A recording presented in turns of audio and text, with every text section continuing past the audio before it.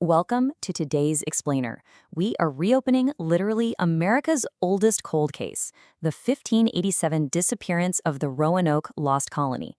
Now, for centuries, you've probably heard this framed as a totally unsolvable mystery. But by bringing together three really powerful pillars of evidence, historical records, cutting-edge archaeology, and modern DNA analysis, we're actually going to crack this case wide open.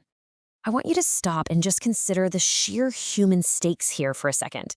What really happened to those 115 men, women, and children? Back in August 1587, Governor John White had to leave them behind on Roanoke Island just to go fetch some desperately needed supplies from England. And when he finally made it back years later, they were gone, completely vanished, no trace. So here is our investigation roadmap for today. 1. America's oldest cold case. 2. A tale of two guides. 3. Unearthed clues, Site Y. 4.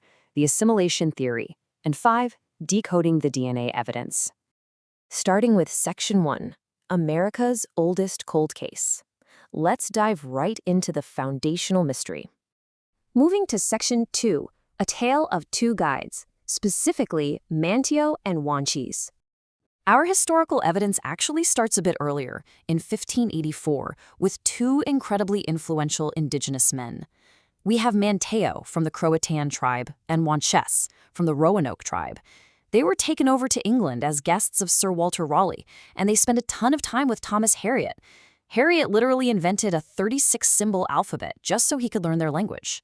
These guys provided the English with absolutely crucial intelligence, but as you'll see, their reactions to Europe couldn't have been more different.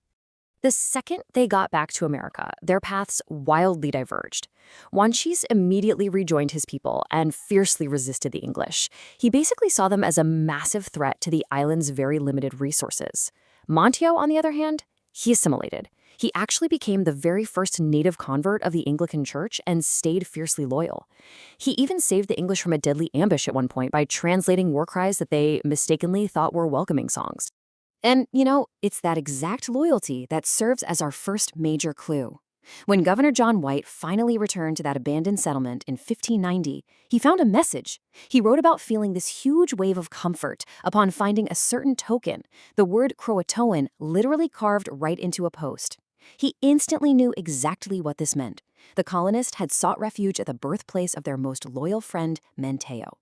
All right, Section 3, Unearthed Clues, Site Y. This is where the modern physical evidence comes in. Before leaving for England, Governor White left a super-secret instruction.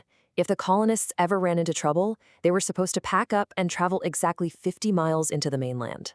Following that historical breadcrumb, modern archaeologists from the First Colony Foundation targeted an area north of Salmon Creek in Bertie County. And wouldn't you know it, that specific geography perfectly matches that 50-mile inland directive. Using ground-penetrating radar at a location they dubbed Site Y, those archaeologists finally found the smoking gun.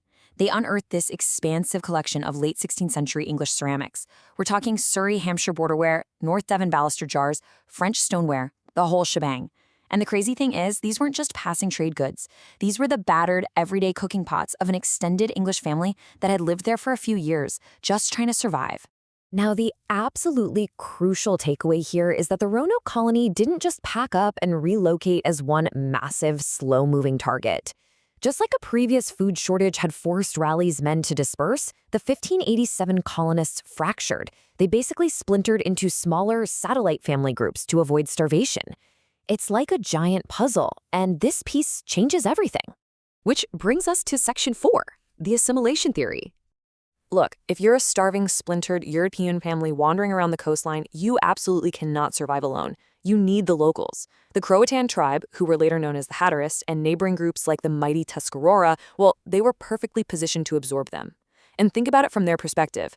Adding working English members would have basically doubled the population of a small Croatan village. Plus, they brought along highly coveted metal tools and weapons for defense. It was a win-win. But then, as wave after wave of European disease and warfare started hitting the coast, a massive demographic shift happened over the next 2 centuries. All throughout the 1700s, tribal survivors, including those newly mixed Hatteras and Tuscarora groups, joined forces. They strategically retreated away from the encroaching colonial settlements, moving deep into the inland swamps to consolidate and survive. And that migration brings us directly to the Lumber River watershed in modern-day North Carolina. Today, this area is home to the Lumbee people. Now, the Lumbee possess this incredibly powerful, highly specific oral history claiming direct descent from the Lost Colony. They literally trace their lineages back to historical figures like Virginia Dare and colonists Henry and Richard Berry. It's truly fascinating.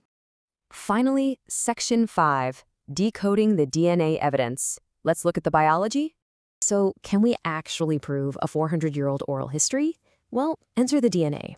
Out of the Lumbee descendants tested through the Lumbee DNA Project, a staggering 96% carry non-native, meaning European or African, Y chromosomes. 96%.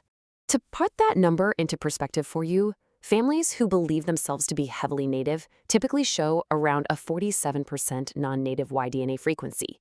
Up in the Canadian Northeast, where we know there was massive early French contact, that number spikes to 88%. But the Lumbee, they sit all the way up at 96%. This strongly suggests a really unusual, massive, and very early infusion of European DNA, which is exactly what you'd expect if an entire colony assimilated into a smaller native population. When we take a step back and look at the whole picture, all three pillars converge perfectly.